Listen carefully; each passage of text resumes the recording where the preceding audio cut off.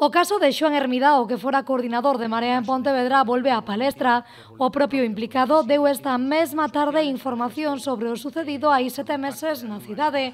Ante todo, Hermida deixou claro que considera que un político non ten vida privada.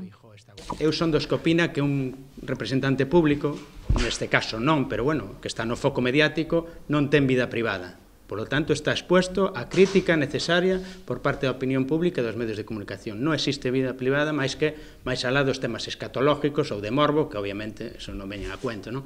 Pero creo que sí que os representantes públicos non deben de ter vida privada. Ante o sucedido en Pontevedra, Hermida di que presentou un contencioso a raíz de que lle chegaran 2 multas por un mal estacionamento na cidade. Ante o cal, dende a Policía Local, abren a este funcionario un expediente informativo. A raíz deste expediente é cando o policía di que Xoán Hermida se aproveitou do seu posicionamento político, algo que Hermida ten claro que é falso. E, polo tanto, abrir un expediente informativo que é a partir dese expediente informativo onde o policía que anteriormente non dixo nada, polo tanto non hai atestado, anteriormente non dixo nada, na súa defensa, na súa lexítima defensa, inventa unhas declaracións de min das que se fai eco a primeira Voz de Galicia, e quero agradecer, por certo, ao medio da Voz de Galicia, porque ao día seguinte rectificou adecuadamente, e posteriormente algún outro medio, non?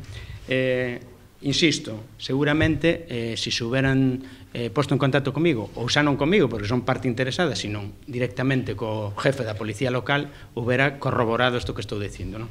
O atestado ten claro que é un documento público, pero isto trátase dun informe persoal a raíz desa denuncia realizada por el mesmo.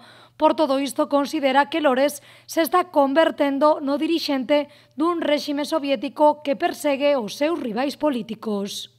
E isto que fai o Concello de Pontevedra. O Concello de Pontevedra se comporta como un régimen soviético que persigue aos seus adversarios e, sobre todo, persigue nun momento que ten moito medo a que a Marea Pontevedra, como tanto das enquistas e a opinión pública, suba e poda arrebatarlle a alcaldía da cidade.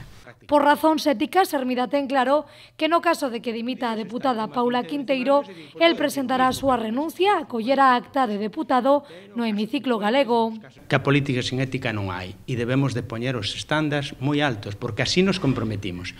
E, polo tanto, eu non podo dimitir de nada, pero podo renunciar no caso de que a Paula Quinteiro, que sí que debe dimitir, tuvera que correrse a lista, eu renuncio desde este momento xa a coller a acta de diputado que me correspondería. Xoán Hermida dixo que seguirá traballando como cidadá contra os réximes esgotados de Feijóo ou de Lores, co fin de que Marea ocupe o posto que merece na clase política actual.